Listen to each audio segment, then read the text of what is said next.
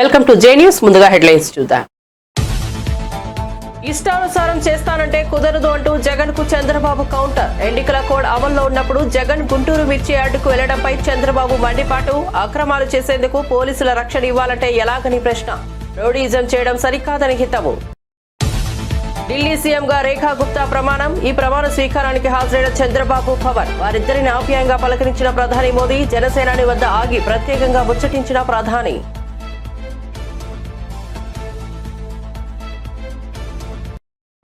లింగమూర్తి హత్యపై స్పందించిన మంత్రి కోమటిరెడ్డి వెంకటరెడ్డి. మాజీ ఎమ్మెల్యే చంపినట్లు మృతుడి కుటుంబ సభ్యులు ఆరోపిస్తున్నారని వ్యాఖ్య.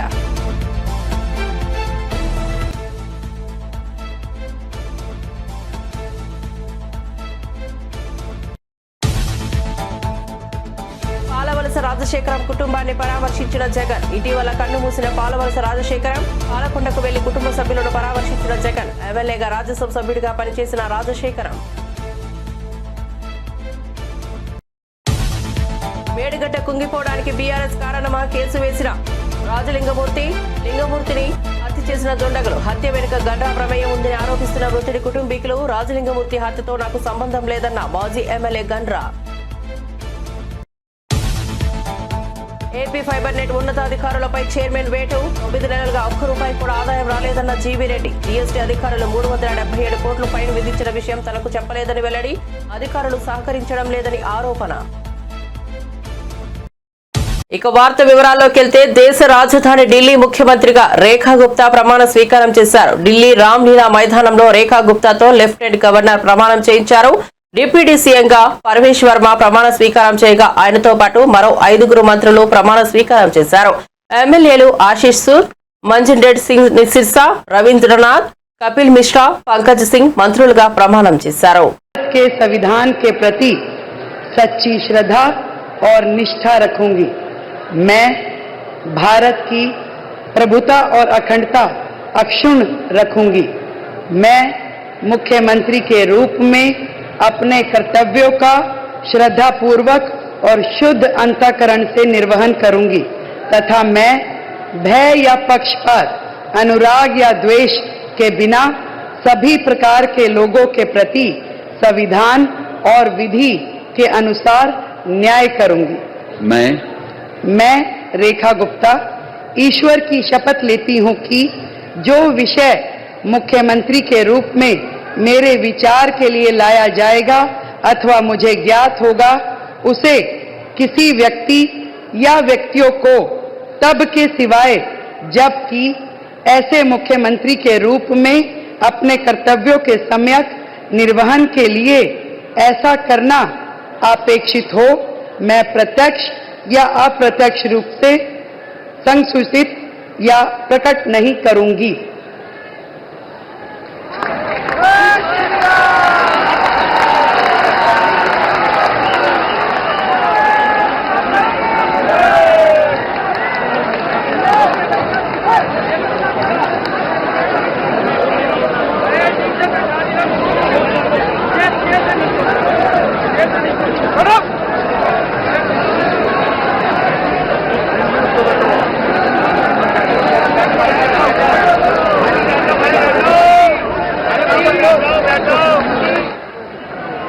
ఢిల్లీ నూతన ముఖ్యమంత్రిగా రేఖా గుప్తా ప్రమాణ స్వీకారం చేశారు. గురువారం లామ్లీలా మైదానం వేదికగా జరిగిన ఈ కార్యక్రమంలో ప్రధాని నరేంద్ర మోదీతో పాటు ఎన్డీఏ పార్టీల ముఖ్యమంత్రులు, నేతలు కూడా పాల్గొన్నారు. ఈ సందర్భంగా మోదీ అందరినీ పలకరిస్తూ ఉత్సాహంగా కనపడ్డారు. ఏపీ సీఎం చంద్రబాబు నాయుడుతో స్నేహపూర్వకంగా మాట్లాడారు. అలాగే మహారాష్ట్ర ఉప ముఖ్యమంత్రి ఏక్నాథ్ షిండేతో కాసేపు ఆత్మీయంగా మాట్లాడుతూ కనిపించారు. అయితే AP deputy CM Pawan Kalyan తో చేసిన సరదా సంభాషణ ఇప్పుడు అందరి దృష్టిని ఆకట్టుకుంది. కాషాయ వస్త్రాలు ధరించి వచ్చిన పవన్ ను చూసి, ఏంటి హిమాలయాలకు ఏమైనా వెళ్తున్నావా అంటూ మోడీ జోకులు వేశారు. ఈ విషయాన్ని పవన్ స్వయంగా మీడియాకు వెల్లడించారు. ప్రధాని మోదీ నాతో ఎప్పుడు సరదాగా జోక్స్ వేస్తుంటారు. ఈ రోజు నా దుస్తులు, ఆహారాన్ని చూసి అన్ని వదిలి హిమాలయాలకు వెళ్లాలని ప్లాన్ చేస్తున్నావా అని అడిగారు. నేను ఎక్కడికి వెళ్లడం లేదు, ఇంకా చేయవలసిన పని చాలా ఉందని చెప్పినట్లు పవన్ మీడియాకు వెల్లడించారు.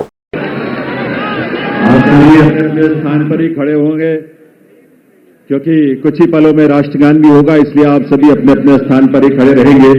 ये अवसर ऐतिहासिक है दिल्ली की जनता के लिए, दिल्ली के लाखों करोड़ों परिवारों के लिए, लोगों के लिए। He was talking to you for a long time. What did he say?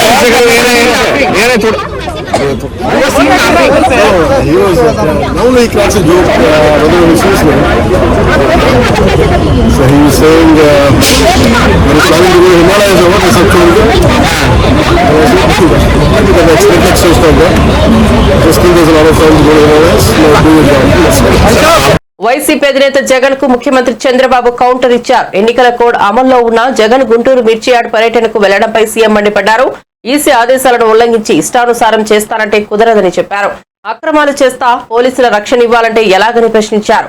రాజకీయ నాయకులు ప్రజాస్వామ్యయుతంగా ప్రవర్తించాలని అన్నారు. రోడ్డు ఈజం చేయడం సరికాదని అన్నారు. ఈ ఏడాది ఎప్పుడూ లేనంతగా మిర్చి రేట్లు పడిపోయాయని చంద్రబాబు చెప్పారు. విదేశాల్లో డిమాండ్ తగ్గడం వల్ల మిర్చి రేట్లు తగ్గాయని అన్నారు. మిర్చి రైతులను ఆదుకోవాల్సిన అవసరం ఉందని చెప్పారు. మిర్చి ఎగుమతులు ఎందుకు తగ్గాయో సమీక్షించుకోవాల్సిన అవసరం ఉందని తెలిపారు. అమలు చేసే పరిస్థితి లేదు. ఈ రోజు ఈ ప్రభుత్వం వచ్చిన తర్వాత 93 సెంట్రలీ స్పాన్సర్డ్ స్కీమ్స్ ని వాళ్ళు డీఫంక్ చేస్తే అవి ఖర్చు పెట్టి ఆ డబ్బులు డైవర్ట్ చేస్తే మేము ఆ డబ్బులంతా ఖర్చు పెట్టి యూసీలు ఇచ్చి మళ్ళా ఇప్పుడు ట్రాక్లో పెట్టే పరిస్థితికి వచ్చాం. అంటే ఈ విధంగా సెంట్రల్ ఇచ్చే స్కీమ్స్ అన్ని ఉపయోగించుకుంటే అయితే అనూహ్యంగా ఈ సంవత్సరం వేరే దేశాల్లో డిమాండ్ తగ్గడం మన రైతులకు చాలా నష్టపోయే పరిస్థితి వచ్చింది. ఆ విషయమే మంత్రి గారికి చెప్పాను.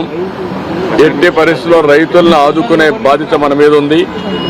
రైతులను ఆదుకోవాల్సిన అవసరం ఉంది. ఏదైతే ఏ విధంగా ఆదుకోవాలనో వారికి అంతా కూడా సజెషన్స్ ఇచ్చాం. మామూలుగా అయితే ఎంఐఎస్ కింద మార్కెట్ ఇంటర్వెన్షన్ స్కీమ్ కింద 25% ఇంటర్వ్యూన్ అవుతారు. అది కూడా రేట్ ఎస్టాబ్లిష్ చేయడంలో ఐసీఏఆర్ ఏదైతే ఉందో ఆ వ్యవస్థ ఎస్టాబ్లిష్ చేశారు. వాళ్ళు కూడా ప్రాక్టికల్ రేట్ కాకుండా ఆంధ్రప్రదేశ్లో ఉండే కాస్ట్ ఆఫ్ కల్టివేషన్ తీసుకోకుండా వాళ్ళు ఒక రేట్ ఇచ్చే పరిస్థితికి వచ్చారు. అవన్నీ సరిచేయాలని చెప్పాను. రేపు ఒక మీటింగ్ పెట్టుకొని మళ్ళీ మాకు ఒక ఇన్ఫర్మేషన్ ఇస్తా ఉంటున్నారు. రైతులను ఆదుకోవాలి. 25% సీలింగ్ తీసేసి అవసరమైతే వాళ్ళ యొక్క వ్యవస్థలో గ్రూప్ ఆఫ్ మినిస్టర్స్ ఉన్నారు, కమిటీ ఆఫ్ మినిస్టర్స్ ఉన్నారు. వాళ్ళు కూర్చొని నిర్ణయం చేసి రైతులకు మేలు చేయాల్సిన అవసరం ఉంది. రెండోది ఏదైతే 50% అంటే వాళ్ళు 50% ఇస్తే రాష్ట్రం 50% ఇవ్వాలనేది కూడా ఉంది. దాన్ని కూడా ఏం చేయాలని కూడా ఆలోచించమన్నాను. ఏదేమైనా రాష్ట్రంలో ఉండే రైతులకు న్యాయం చేయాల్సిన బాధ్యత ఉంది. అందులో కూడా ఇప్పటికే కొంత మార్కెట్కి వచ్చింది, కొంతమంది నష్టపోయారు, ఇంకా కొంత మార్కెట్లోకి వస్తూ ఉంది. దీనిపైన ఎక్స్పోర్ట్స్ ఎందుకు తగ్గాయి, ఎక్స్పోర్ట్స్ని ఏ విధంగా స్టెబిలైజ్ చేయగలుగుతాం. రేపు ఇక్కడుండే కామర్స్ డిపార్ట్మెంట్ని అదే మరి అగ్రికల్చర్ డిపార్ట్మెంట్ మినిస్ట్రీస్ అన్ని కూర్చొని మాట్లాడి ఈ యొక్క ఎక్స్పోర్ట్స్ను కూడా ఎట్లా ప్రమోట్ చేయాలని కూడా వర్కౌట్ చేస్తామని చెప్పి హామీ ఇచ్చారు.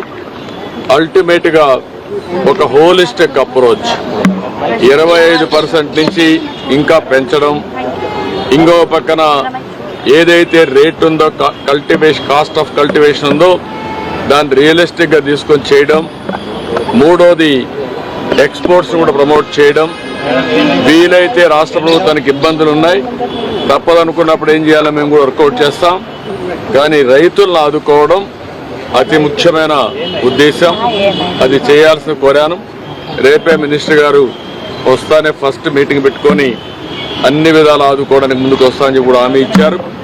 ఎల్లుండి నేను కూడా ట్రేడర్స్తో అదే మరిగా మార్కెట్ కమిటీ వ్యవస్థ అందరితో మాట్లాడి దీనికి కారణాలు ఏంటి, ఏ విధంగా స్టెబిలైజ్ చేయాలి, ఏ విధంగా రైతులను ఆదుకోవడం కోసం అన్ని ప్రయత్నాలు చేస్తున్నాం. వైఎస్ఆర్సీపీ అధినేత మాజీ సీఎం వైఎస్ జగన్మోహన్ రెడ్డి పార్వతీపురం మన్యం జిల్లా పాలకొండకు చేరుకున్నారు. పాలవలస కుటుంబాన్ని ఆయన పరామర్శించారు. జగన్ రాక నేపథ్యంలో వైఎస్ఆర్సీపీ శ్రేణులు, అభిమానులు భారీగా అక్కడికి చేరుకున్నారు. నియోజకవర్గంలో సీనియర్ నేత అయిన పాలవలస రాజశేఖరం ఇటీవల అనారోగ్యంతో కన్నుమూశారు. ఈ నేపథ్యంలో ఆయన కుటుంబాన్ని జగన్ పరామర్శించారు. అంతకుముందు రాజశేఖర్ మృతిపై సంతాపం వ్యక్తం చేసిన వైఎస్ జగన్ ఫోన్ ద్వారా ఆ కుటుంబంతో మాట్లాడి సంఘీభావం తెలిపారు. ఇప్పుడు నేరుగా కుటుంబ సభ్యులను పరామర్శించారు.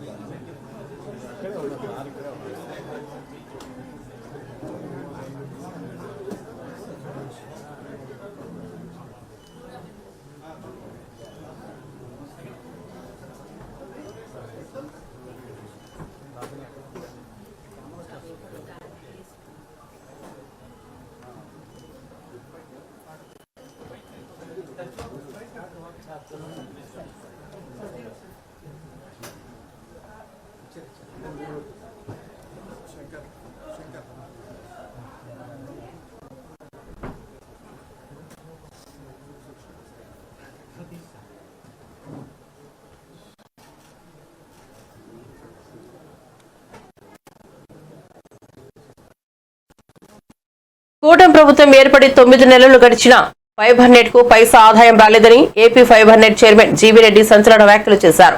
సంస్థలో ఉన్నతాధికారులు సహకరించడం లేదని ఆరోపించారు. ఈ నేపథ్యంలోనే విధి నిర్వహణలో నిర్లక్ష్యం వహించిన 3 ఉన్నతాధికారులను తొలగిస్తున్నట్లు గురువారం ప్రకటించారు. Fiber net business head Gandhamchettu Suresh, procurement assistant manager Shashank, Haidar Khan, chief technology officer భరద్వాజ్లకు ఉద్వాసన పలికినట్లు తెలిపారు. గత ప్రభుత్వ పెద్దలతో చేతులు కలిపి తొలగించిన ఉద్యోగులకు జీతాలు చెల్లించారని జీవిరెడ్డి మండిపడ్డారు. సత్యరామ భరద్వాజ గారు is a chief technology officer. Technology officer అంటే ఇతను ఈ నెట్వర్క్ మొత్తం ఇతని చేతిలో ఉంటుంది. ఇప్పుడు నేను చెప్పే కదా, ప్రతిరోజు ఏదో ఒక సమస్య రాష్ట్రంలో అవుతుందని చెప్పేసి ఇతని చేతిలో ఉండే టెక్నాలజీ ఆపరేషన్స్. రెండోది వచ్చేసరికి గంధంశెట్టి సురేష్ గారు, ఇతని చేతిలో బిజినెస్ హెడ్. ఇతని చేతిలో మొత్తం బిజినెస్ ఉంటుంది. ఇందా చెప్పే కదా, ₹1 బిజినెస్ రాలేదు, ఒక్క కనెక్షన్ కూడా కొత్తది కాలేదు. ఇతని మీద గతంలో కూడా ఆంధ్రప్రదేశ్ వాళ్ళు రాశారు ఫైబర్ ప్రక్షాళన ఏదని. హరిగారు మీదే కదా రాశాను, ఇదే ప్రక్షాళన ఈ పొద్దు చేస్తాను. అతని మీద పర్టికులర్ అతని పేరుతో రాస్తూ మిగతా ఓవరాల్ కూడా అడిగారు ఫైబర్ ప్రక్షాళన ఏది. వాస్తవం చెప్పాలంటే మాకంటే ముందు, ప్రతిపక్షం కంటే ముందు కూడా హరిగారు ఆ రోజు ఆంధ్రప్రదేశ్లో ఫైబర్ ప్రక్షాళన ఏదని చెప్పేసి అడగడం జరిగింది. సో ఈరోజు కొంత ఇంతకుముందు అయింది, ఇప్పుడు కొంత. మూడో వ్యక్తి పేరు మేడం శశాంక్ హైదర్ ఖాన్. ఇతను వచ్చేసరికి ప్రొక్యూర్మెంట్లో ఉంటూ గత మేనేజ్మెంట్లో ఎన్నో అవకతవకలు జరిగితే ప్రొక్యూర్మెంట్లో ఒక్క విషయాన్ని కూడా చైర్మన్గా నాకు ఒక్కరోజు కూడా వచ్చి చెప్పిన పాపాన పోలేదు. విజిలెన్స్ వాళ్ళు చెప్తాను, విజిలెన్స్ వాళ్ళు వస్తే వాళ్ళకు కూడా సహకరించిన పాపాన పోలేదు. ఆ పాయింట్కి వస్తాను. వీరు 3 మేడం, ఇప్పుడు నేను చదివిన పేర్లు, వీళ్ళు 3ని ఇమ్మీడియట్గా ఈ రోజే టెర్మినేట్ చేస్తూ నాలెడ్జ్ ట్రాన్స్ఫర్ చేసుకున్న తర్వాత సబ్జెక్టు ఇవ్వండి. వీళ్ళు 3 ఏదైనా అతిక్రమం చేసినా ఏది చేసినా కూడా తదుపరి చర్యలు చాలా కఠినంగా ఉంటాయి. అందులో మొహమాటం ఏం లేదు. ఎవరు చార్జ్ చెప్పించుకున్నా కూడా. శశాంక్ హైదర్ ఖాన్ ఇతను ప్రొక్యూర్మెంట్ డిపార్ట్మెంట్లో అసిస్టెంట్ మేనేజర్. సో ఇది. మూడోది ఏంటంటే మీ అందరూ తెలుసు, నేను డిసెంబర్ 24వ తేదీన ప్రెస్ మీట్ పెట్టి 410 మందిని ఒకే రోజు ఇర్రెగ్యులర్ ఎంప్లాయీస్ అని చెప్పేసి నేను తీసేయడం జరిగింది. గుర్తుంది కదా అందరికీ, మీ అందరికీ, మీడియా వాళ్ళకి. అయితే ఒకసారి చైర్మన్ స్థానంలో ఒక ఆఫీసు డెసిషన్ తీసుకున్న తర్వాత 410 మంది తీసేయమన్న తర్వాత వాళ్ళందరూ ఇర్రెగ్యులర్ ఎంప్లాయీస్, అంటే వాళ్ళకి ఏం నోటీస్ పీరియడ్ కూడా ఇవ్వాల్సిన అవసరం లేదు. ఈ రోజుకి అంటే దాదాపు 2 నెలలు అవుతున్నా కూడా ఈ రోజుకి ఒక్క ఎంప్లాయీని కూడా తీసేటట్టుగా అఫీషియల్ ఆర్డర్స్ ఇవ్వలేదు. వాళ్ళందరికీ డిసెంబర్ శాలరీస్ పే చేయడం జరిగింది, జనవరి శాలరీస్ పే చేయడం జరిగింది. ఇప్పుడు మళ్ళీ ఫిబ్రవరి కూడా ఈరోజు ఇంకా 10 రోజులు ఉంటే ఈ నెల కూడా అయిపోతుంది. ఈ నెల కూడా శాలరీస్ పే చేయాలి. ఎందుకంటే నేను ఇన్స్ట్రక్షన్స్ ఇచ్చినా కూడా అఫీషియల్గా అధికారులు ఆర్డర్స్ ఇవ్వకపోతే, అది ఎండీ గారు కావచ్చు లేదా ఈడీ హెచ్ఆర్ కావచ్చు, ఆ రోజున ఈడీ హెచ్ఆర్ ఇవ్వకపోతే అది అఫీషియల్గా వాళ్ళు ఉన్నట్టే లెక్క. సో ఈరోజు జీతాలు పెంచారు. దాదాపు ₹1.5 కోటి ఎవడికి పుట్టిన దండగా ఇది? ఈరోజు ఎవరు కట్టాలి డబ్బులు? ఇదంతా ఇర్రెగ్యులర్ ఎంప్లాయీస్ వాళ్ళు, రెగ్యులర్ ఎంప్లాయీస్ కూడా కాదు. ఎందుకు ఆఫీస్ ఆర్డర్స్ ఇవ్వరు? 24 డిసెంబర్లో నేను టెర్మినేట్ చేసిన తర్వాత క్లియర్గా ఇన్స్ట్రక్షన్ చేయడం జరిగింది. తర్వాత మొన్న 28 జనవరి తేదీన మినిస్టర్ గారు ఇక్కడికి వచ్చి రివ్యూ చేసి ఆ రోజు మినిస్టర్ గారికి చెప్పడం జరిగింది. తర్వాత 29న బోర్డు మీటింగ్ పెట్టాము. బోర్డు మీటింగ్లో కూడా ఈ అంశాన్ని మేము బోర్డు మీటింగ్లో పెట్టి ఒప్పుకోవడం జరిగింది, వాళ్ళందరినీ టెర్మినేట్ చేస్తుంది. బోర్డు మీటింగ్ అయిపోయి కూడా దాదాపు 20 రోజులు దాటింది. అంటే మేము అంత ఎట్లా కనపడుతున్నాం చెప్పాలంటే, ఒకసారి ఇన్స్ట్రక్షన్స్ ఇస్తే ఇంప్లిమెంట్ అవ్వాలి కదా. అంటే మీకు ఆర్డర్స్ సైన్ చేయడానికి బాధ ఏంటంటున్నాను. మరి ఎవరు సైన్ చేయాలి? ఎవరు చేయాలి సైన్ చెప్పండి? ఒక ఎండీగా ఉన్న వ్యక్తులు సైన్ చేయాలి, ఒక ఈడీగా ఉన్న వ్యక్తులు సైన్ చేయాలి. అధికారులు ఇట్లా వాళ్ళను టెర్మినేట్ చేయడానికి మేము నిర్ణయం తీసుకున్న తర్వాత మీకు భయం ఏంటి? భయమా? లేదా వాళ్ళు ఏమన్నా వాళ్ళ చేతులు కలిపారా? లేదా ప్రీవియస్ మేనేజ్మెంట్తో రిక్రూట్ చేసిన ఎంప్లాయీస్ కాబట్టి వీళ్ళందరూ వాళ్ళు చెప్తే. రాజలింగమూర్తి హత్యపై మంత్రి కోమటిరెడ్డి వెంకటరెడ్డి సంచలన వ్యాఖ్యలు చేశారు. కాళేశ్వరంలో కేసీఆర్ కు శిక్ష పడుతుందని కేటీఆర్ ఆదేశాలతోనే మాజీ ఎమ్మెల్యే గండ్ర వెంకటరమణారెడ్డి భర్తను హత్య చేయించాడని రామలింగమూర్తి భార్య కూతురు ఆరోపిస్తుంటే గండ్ర వెంకటరమణారెడ్డిని పార్టీ నుంచి సస్పెండ్ చేసి పోలీసులకు లొంగిపోవని చెప్పకుండా హరీష్ రావు ప్రెస్ మీట్ పెట్టి కృష్ణా వాటర్ అంటూ డైవర్ట్ చేస్తున్నారని మండిపడ్డారు. హరీష్ రావు నువ్వు మనిషివేనా? నీకు మానవత్వం ఉందా అని మండిపడ్డారు. గాంధీభవన్లో మీడియాతో మాట్లాడిన కోమటిరెడ్డి రాజలింగమూర్తి హత్యను ప్రభుత్వం సీరియస్ గా తీసుకోవాలని కోరుతున్నారని, హత్యలో కేసీఆర్, కేటీఆర్, హరీష్ రావు, గండ్ర వెంకటరమణారెడ్డి పాత్ర ఉందని ఆరోపించారు. సిఐడి విచారణ చేసి 24 గంటల్లోనే నిందితులను అరెస్ట్ చేయాలని, ఫాస్ట్ ట్రాక్ కోర్టు ఏర్పాటు చేసి వెంటనే శిక్ష వేయాలన్నారు. హత్యను సీఎం రేవంత్ రెడ్డి కూడా సీరియస్ గా తీసుకుంటారని చెప్పారు. దోచుకున్న దాని మీద ఆయన కోర్టులో ఫైట్ చేస్తున్న సంగతి మీ అందరికీ కూడా తెలిసిందే. అది ఆర్గ్యుమెంట్స్ కూడా నడుస్తున్నాయి. అందులో కేసీఆర్, హరీష్ రావుతో పాటు ఇంకా 3 పేర్లు, మొత్తం 5 దోషులుగా చేసి వారు కోర్టులో కేసు వేయడం జరిగింది.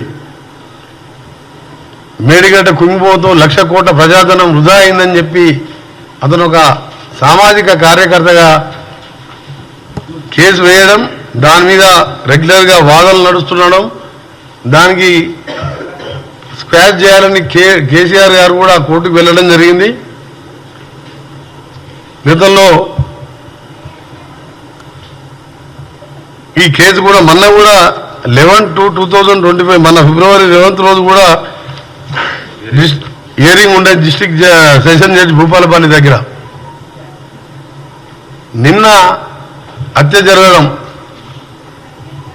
నిజంగా టీఆర్ఎస్ హత్యా రాజకీయాలు, టీఆర్ఎస్ కుళ్ళు రాజకీయాలతో పాటు మా ప్రభుత్వం వచ్చిన 2-3 రోజులకెళ్ళే ఈ ప్రభుత్వం ఉండదు, ఈ ప్రభుత్వాన్ని అప్రతిష్టపాలు చేసే కార్యక్రమం పెట్టుకొని ప్రతిపక్ష నాయకుడున్న పెద్ద మంత్రి 10 ఏళ్ళు ముఖ్యమంత్రి ఉండి ఫామ్ హౌస్కి పరిమితమై కొడుకుని అల్లుని రోడ్ల మీద వదిలిపెట్టి 10 మంది చిల్లరగాలను వదిలిపెట్టి ప్రభుత్వం మీద లేనిపోని అభండాలు వేస్తూ అవన్నీ ఒకవైపు.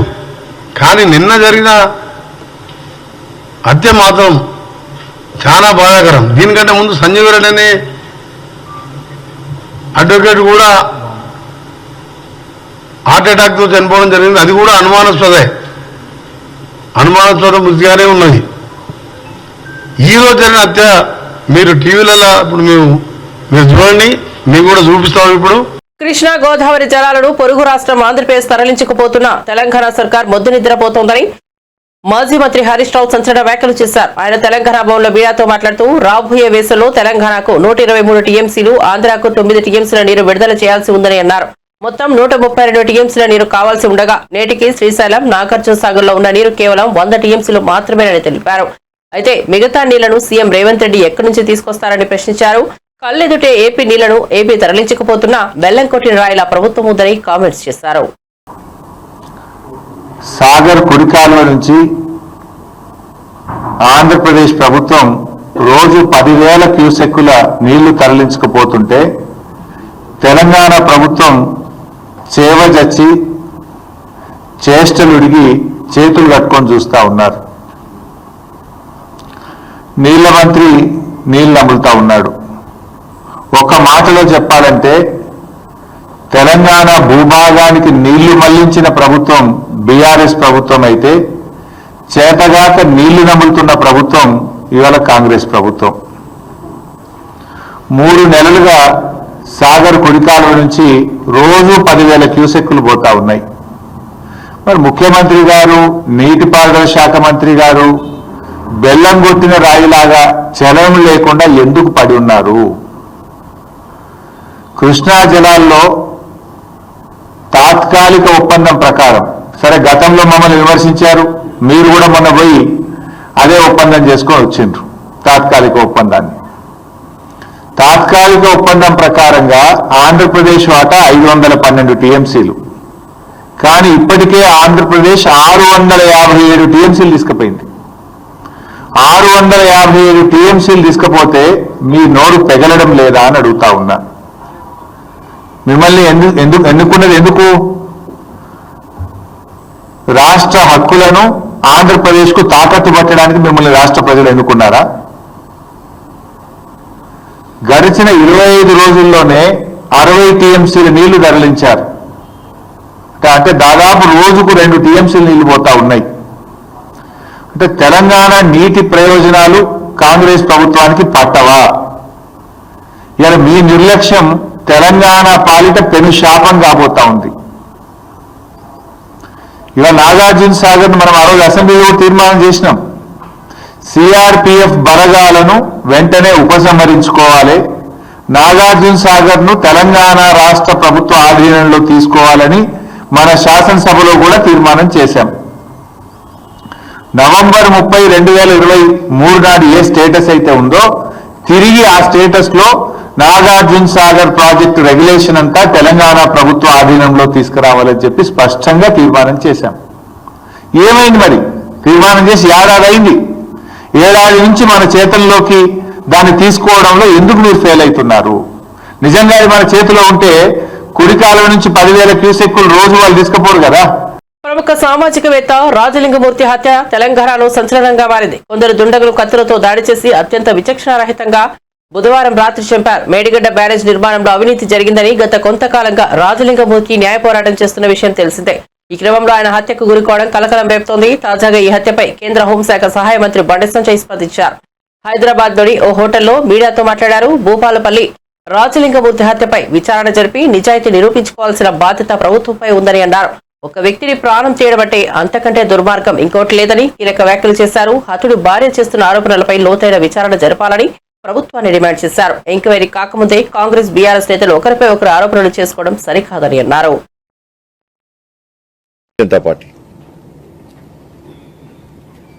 అపెక్స్ కౌన్సిల్ సమావేశాన్ని ఏర్పాటు చేయించింది Bharatiya Janata party. Apex council సమావేశంలో అబద్దాలు చెప్పే ప్రయత్నం చేసిండు అప్పటి రాష్ట్ర ముఖ్యమంత్రి కేసీఆర్ గారు. మేము అనేక సందర్భాల్లో అడిగిన ప్రశ్నలకు సమాధానం చెప్పకుండా దాట వేసిండు అప్పటి ముఖ్యమంత్రి కేసీఆర్ గారు. మేము అప్పుడు స్పందించినప్పుడు అన్యాయం జరుగుతుంది, మొత్తం నల్గొండ, రంగారెడ్డి, మహబూబ్నగర్, ఖమ్మం కొంత ప్రాంతం అంతా కూడా ఎడారి గురవుతుంది అని చెప్పి మేము మాట్లాడినప్పుడు అన్ని మూసుకొని కూర్చున్నది కాంగ్రెస్ పార్టీ వాళ్ళు. ఇవాళ తెలంగాణ రాష్ట్రానికి కృష్ణా పరివారక ప్రాంతం ఆ ప్రాంతానికి తెలంగాణ వాటా ఎంత? 299 టీఎంసీలు, 575 టీఎంసీలు మన వాటా. కానీ అప్పటి రాష్ట్ర ముఖ్యమంత్రి ఆంధ్ర నాయకులతో కుమ్మక్కై ఏం చేసిండు కేసీఆర్ గారు? 299 టీఎంసీలకే సంతకం పెట్టొచ్చిండు.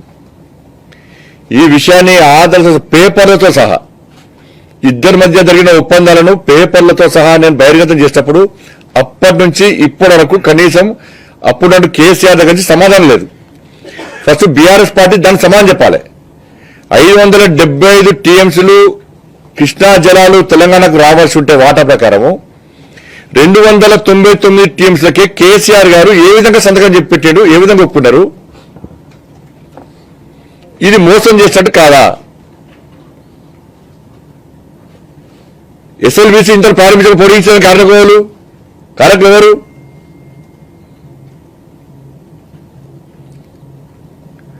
కాబట్టి కృష్ణా జలాశయంలో ఆ ప్రాంతానికి, ఆ ప్రాంత ప్రజలకు రెండు పార్టీలకు క్షమాపణ చెప్పాలి. వీళ్ళిద్దరే మోసం చేసాం. ఎప్పుడు రాష్ట్రంలో అధికారం లేవు. మేము కేంద్రంలో 2 రాష్ట్రాలకు న్యాయం చేయాలని చూస్తాం. కానీ ఈ రాష్ట్ర ఇక్కడ ఉన్నట్టు కేసీఆర్ ఆంధ్ర నాయకులతో కుమ్మకై తెలంగాణకు అన్యాయం చేసిండు. తెలంగాణకు అన్యాయం చేసే నీళ్ల విషయంలో తెలంగాణకు అన్యాయం చేసే మొట్టమొదటి ద్రోహి కేసీఆర్. ఇవాళ మళ్ళీ ఏం తెలియనట్టు నగరాష్ట్రాలకు ఏం తెలియనట్టు మళ్ళీ ఇవాళ కృష్ణా జిల్లాల విషయంలో ప్రజల దృష్టి మళ్లించే ప్రయత్నం చేస్తే 2 పార్టీలు ప్రధాన పాత్ర వహించాలి. 2 పార్టీలు ప్రధాన బాధ్యత వహించాలి. ఈ 2 పార్టీల కారణం నేను మళ్ళీ అడుగుతున్నా, 299 నిమిషాలు సంతకం ఎట్లా పెట్టావు నువ్వు? ఎవరిని అడిగి పెట్టినావు? అన్యాయం జరుగుతుందని తెలుసా తెలియదా? ఇప్పటికీ సమాధానం ఎందుకు చెప్తలేవు? దీని తర్వాత కూడా నేను లేఖ రాస్తే సంబంధిత అధికారులు కూడా 575 టీఎంసీలు మాత్రం తెలంగాణకు రావాల్సి ఉండే అని చెప్పించి కేసీఆర్ ప్రభుత్వంలోని అధికారులే. తెలంగాణ రాష్ట్ర మహిళా కాంగ్రెస్ సంచలనం సృష్టించింది. రాష్ట్రంలో మహిళా కాంగ్రెస్ సభ్యత్వాలు 1,00,000కు పైగా రావడం, దేశంలోని సభ్యత్వాల్లో తెలంగాణ మహిళా కాంగ్రెస్ మొదటి స్థానంలో నిలిచిందని కాంగ్రెస్ వర్గాలు తెలిపాయి. ఈ నేపథ్యంలో గాంధీ భవన్ లో సంబరాలు నిర్వహించారు. ఈ సందర్భంగా స్టేట్ మహిళా కాంగ్రెస్ అధ్యక్షురాలు సునీతారావు మాట్లాడుతూ దేశంలోనే సభ్యత్వాలలో అగ్రగామిగా తెలంగాణ మహిళా కాంగ్రెస్ నిలిచిందని తెలిపారు. ఇది తన విజయం కాదని, సభ్యత్వాలు చేసిన ప్రతి ఒక్క చెల్లెల విజయమని చెప్పారు. ఈ మెంబర్షిప్ వెనుక అందరి కష్టం ఉందన్నారు. నేడు అన్ని రాష్ట్రాల కంటే పై స్థానంలో తెలంగాణ మహిళా కాంగ్రెస్ నిలబడిందని హర్షం వ్యక్తం చేశారు. ఇక 1,00,000 సభ్యత్వాలు దాటిన సందర్భంగా సంబరాలు అంబరాన్నంటే విధంగా బ్యాండ్ టపాకులతో ఆటపాటలతో పెద్ద ఎత్తున గాంధీ భవన్ లో అన్ని జిల్లాల నుంచి మహిళలు పెద్ద ఎత్తున పాల్గొన్నారు. పెద్ద పెద్ద మాటలు మాట్లాడుతున్నారు. బీసీల కులగణన గురించి మేము చేసిన దానిపైన వాళ్ళు సెటైర్లు వేయడం బాగాలేదని మళ్ళొకసారి మహిళా కాంగ్రెస్ అధ్యక్షురాలుగా నేను ఖండిస్తున్నా. వాళ్ళకి చిత్తశుద్ధి ఉంటే 10 ఏళ్లలో బయటికి వచ్చి మాట్లాడేది ఉండే. బీసీలకు ఆ రోజు పెద్దపీట వేయకపోగా మమ్మల్ని అవమానిస్తూ ఆ రోజు ప్రతి ధర్నాలో నిత్యావసర సరుకులే కానీ, పెట్రోల్ డీజిల్ ధరలే కానీ, మహిళల సంక్షేమం గురించే కానీ, మహిళా బంధు గురించే కానీ మేము అడగడం జరిగింది. కానీ దళిత బంధు పేరు మీద మోసం. ముఖ్యమంత్రి ఈరోజు సెక్రటేరియట్కి వెళ్తే సీఎం రిలీఫ్ ఫండ్ కూడా తినేసినారు. దళిత బంధు పేరు మీద కూడా మోసమే. అందులో కూడా ఎమ్మెల్యేలు 3 లక్షలు తీసుకొని 2 లక్షలు వాళ్ళకి ఇచ్చినారంట. సో వేరియస్ కుంభకోణాలు ప్రాజెక్టులలో అయితే మీకు తెలిసిందే.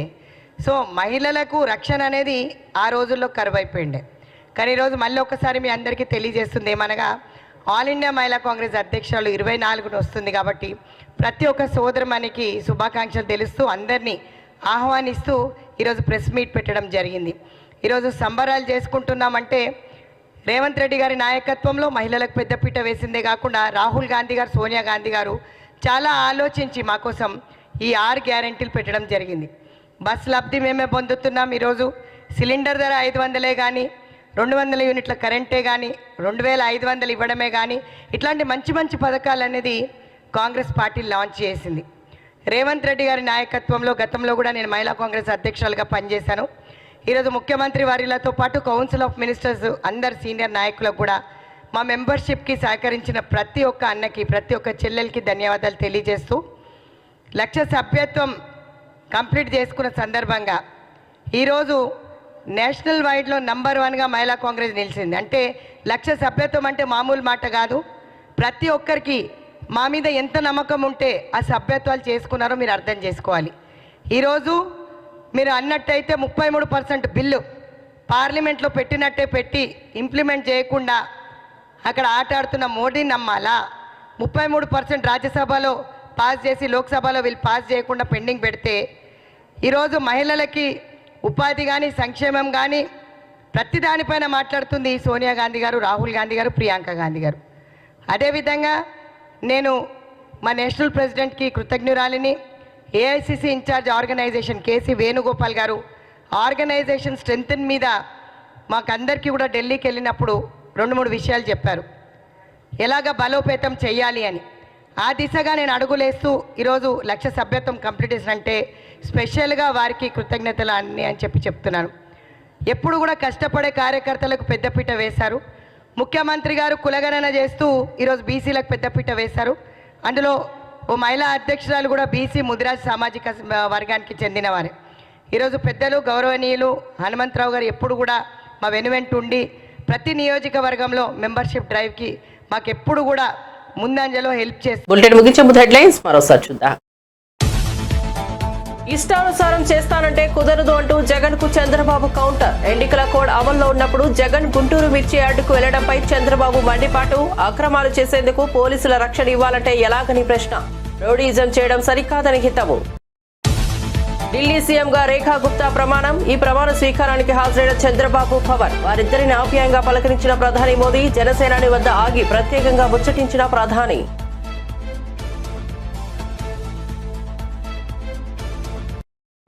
లింగమూర్తి హత్యపై స్పందించిన మంత్రి కోమటిరెడ్డి వెంకటరెడ్డి. మాజీ ఎమ్మెల్యే చంపినట్లు మృతుడి కుటుంబ సభ్యులు ఆరోపిస్తున్నారని వ్యాఖ్య.